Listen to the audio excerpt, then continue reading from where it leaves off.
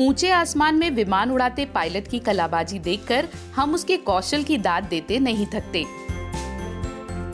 ये भी सोचते हैं कि केवल जटिल मानवीय मस्तिष्क ही इस तरह की कलाबाजी को अंजाम दे सकता है।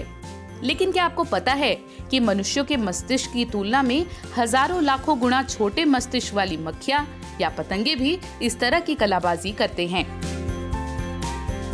बेंगलुरु के national centre for biological sciences, USA की पेंसिल्वेनिया स्टेट यूनिवर्सिटी और कोलोराडो स्टेट यूनिवर्सिटी के वैज्ञानिकों ने अपने शोध के जरिए पता लगाया है कि कैसे पलक झपकते ही एक मक्खी छत की दीवार पर उल्टा लैंड कर जाती है।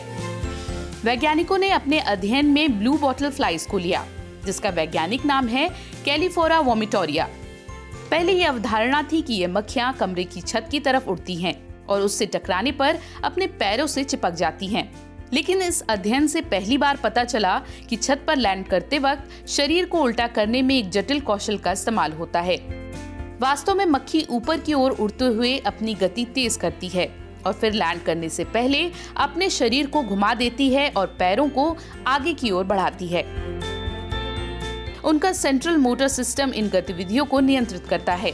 अंत में वे छत को अपने पैरों से मजबूती से पकड़ लेती हैं और अपने शरीर को झुलाते हुए लैंड करती हैं, बिल्कुल एक जटिल एरोबैटिक करतब की तरह। इस लैंडिंग में 4 तरह के कौशल का इस्तेमाल होता है। पहला कलाबाजी, दूसरा लुढ़कना, तीसरी कलाबाजी और लुढ़कने का संयोजन और चौथा अपने पैरों की मदद से शरीर को झुलाना।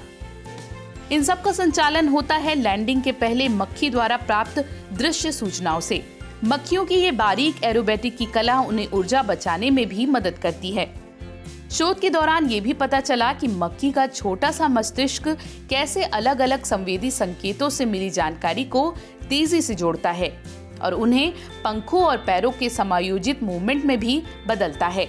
ये संवेदी संकेत आंख से और पीछे के रूपांतरित डैनों से मिलते हैं। इन संवेदी इनपुट के आधार पर मस्तिष्क मांसपेशियों को संकुचन का आदेश देता है और जिससे पंखों में सही तरीके से गति होती है और ये सब कुछ मिली सेकेंड में संपन्न हो जाता है। ये शोध साइंस एडवांसेस नामक जर्नल में प्रकाशित हो चुका है। वैज्ञानिकों के मुताबिक ये शोध रोबोटिक्स को आगे बढ़ाने में मदद करेगा। वर्तमान रोबोटिक तकनीक में वैसा ही कौशल प्रदर्शित करने के लिए जरूरी क्षमता और गति नहीं है। ये शोध एरियल रोबोट और ड्रोन की डिजाइन में भी मददगार हो सकता है जो उल्टा लैंड कर सके। ये न्यूरोलॉजिस्ट के लिए भी एक बेहतरीन अध्ययन है। मक्खियों के तंत्रिका तंत्र की कुशलता को समझने से मनुष्य के मस्तिष्क की समझ भी बढ़ेगी। वाकई ये मक्खियां कमाल की हैं।